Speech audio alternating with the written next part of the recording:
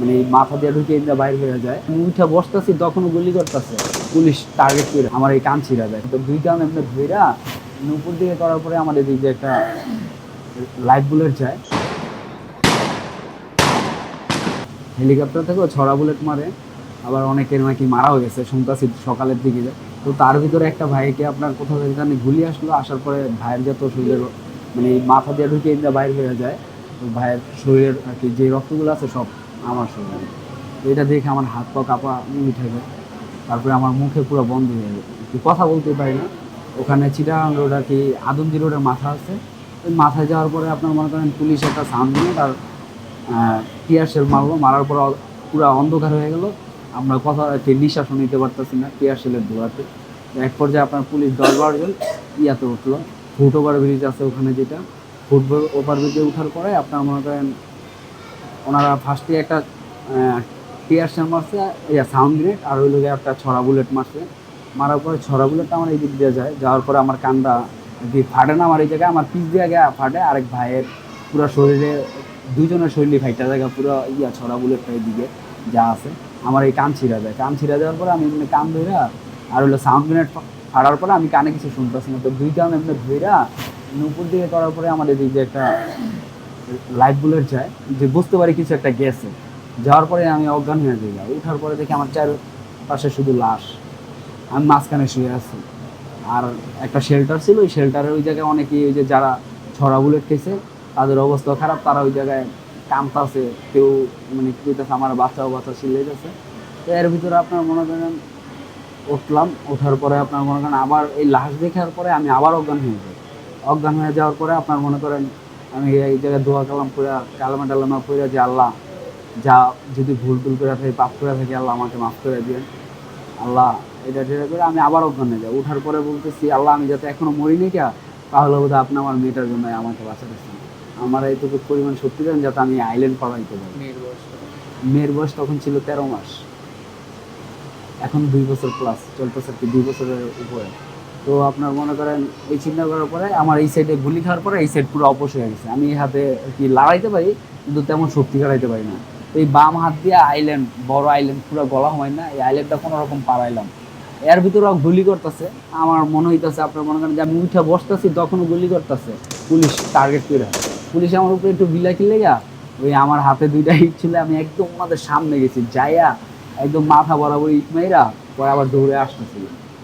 যাওয়ার পরে পুলিশ আর একটু দিলা, তো আমার একটা কমলা কালার গেঞ্জি পরা ছিল, তো এটা আরো ফুটে আছে তো সবার মাঝখানে, তো গুলি করতেছে। তো আর লাগতেছে, আমি মনে করতেছি, তখন আমি মনে করতেছি যে আল্লাহ আমাকে বাঁচাইতেছে নিজের হাতে, মানে আল্লাহ আমার নিজের হাতে ধরে বাঁচাইতেছে। কারণ আমার মনে হইতেছে বাতাস দিতেছে, এই দিক দিয়ে গুলি দিতেছে, এই দিক দিয়ে গুলি দিতেছে, পিঠের দিক দিয়ে গুলি দিতেছে, লাগে যেন কি বাতাস লাগতেছে, বোঝা যাইতেছে যে গুলিগুলো যাইতেছে আমার এদিক দিয়ে। পরে অনেক কষ্ট করে ইয়া করলাম, করার পরে যে গুলির ইয়াতে ডরে পরে ঘুরিতে ঘুরিতে ঘুরিতে ঘুরিতে প্রায় আপনার অনেকখানি গেলাম, হাফ কিলোর মতো। যাওয়ার পরে আপনার ওখানে উঠলাম, ওঠার পরে আপনার কিছু পোলাবাইন দেখি দাঁড়ায় আছে, তো বললাম ভাই আমার কিন্তু ধরেন না। বলতেছে ভাই আপনাকে ধরলে ছাত্রলীগের পোলাবাইন আমাদেরকে মাইরা ফেলবো না করছে, এই যে বিল্ডিংয়ে দাঁড়ায় আছে ছাত্রলীগের পোলাবাইন, টাকা টাকা দেখতেছে আপনাদেরকে কে সহযোগিতা করে। তো আমি বললাম যে খোপে আর কি, যে আমার ধরতেছে না, মানে আমার মনে কষ্ট লাগতেছে যে ভাই এখন বুঝবেন না, এই ফেসিস সরকার থাকলে যখন আপনাদেরও একদিন এমন হবে, এমন আন্দোলন হয়, তখন যখন ধরবেন না তখন বুঝবেন যে কেমন লাগে, যে একটা লোকে যখন বাঁচাইতে বলে যে বাঁচান না আপনারা ধরেন না। তো এক পর্যায়ে আমি একটা আইল্যান্ডের মতো একটা খাম্বা দেওয়া ছিল, ওইটা ধইরা দাঁড়াইছি। দাঁড়ানোর পরে পিছে আবার গাথার মতো আছে আর কি, ইস্টার্ন নাফগাড়ির ওই 15 ফিটের মতো প্রায় নিচে হইব রাস্তা থেকে। ওইটার ভিতরে ঘুরিতে ঘুরিতে পড়তেছি। এক ছোট ভাই আবার ছাদের থেকে দেখছে যে একটা লোক পড়তেছে, তো ওর ভাইরে বলতেছে নিচে ওর ভাই দাঁড়া রয়েছে, ওর ভাইকে বলতেছে এমন এমন ভাই একটা লোক গুলি খেয়ে ওই জায়গায় পড়ছে, ঘুরে এখনো বোধহয় বাইচে আছে, হাত পা লড়তেছে, একটু যাও দৌড়ে যাও। যাওয়ার পরে ওই লোকে আসলো, ওরা আইসা বলতেছে ভাই আপনার বাইচে আছেন, তো আমি হাত দিয়ে আইসা হ্যাঁ আছি। পরে আমাকে এলাকার ভিতরে নিয়ে গেলো, বলতেছে আপনি কি ফয়েজ ভাই? আমি জি আমি ফয়েজ ভাই। তো ভাই আপনাকে তো চিনা দিতে আছে না, আপনার এইদিকে ফুইলা রয়েছে আর রক্তের কারণে। তো এর ভিতরে আপনার মনে করেন ওরা ভ্যান গাড়ি একটা বাইর করলো, বাইর করে আপনাকে আমাকে নিয়ে গেলো প্রোঅ্যাক্টিভ মেডিকেলে। তো ওখানে নিয়ে যাওয়ার পরে আপনার নার্স ডাক্তার বলতেছে ওদেরকে বাইর করে দাও, ট্রিটমেন্ট করা নিষেধ আছে টোটাল।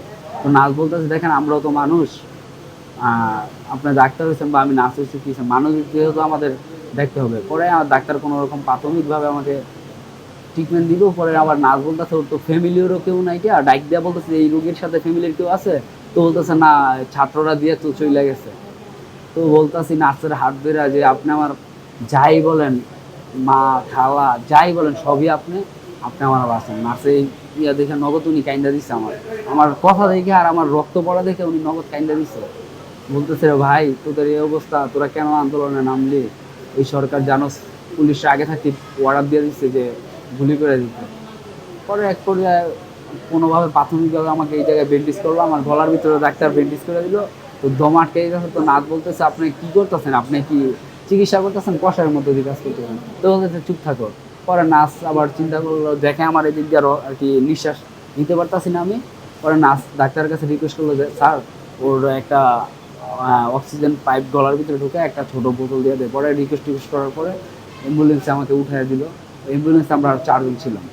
4 জন থাকার পরে আপনার মনে করেন শনি একটা বা সাইনবোর্ডের মাঝামাঝি আর কি, সাইনবোর্ড পালানোর পরে বা রায়ের বাগের মাঝামাঝি এই জায়গায় আমাদেরকে পুলিশ আটকায়। তখন আমি চোখ দিয়ে কিছু দেখতে পারতেছি না আর কি, টোটাল কথা আমি চোখ খুলতে পারতেছি না, মুখে কথা বলতে পারতেছি না, কিন্তু কে কি বলতেছে অতটুকু আমি শুনতে পারতেছি। তো বলতেছে বকাজাডারে খান কিরকলা, কুত্তার বাচ্চারা, ওদেরকে বাচ্চারাই খেলা আপনি গুলি করে মেরেলা, অফিসার বলতেছে একটা।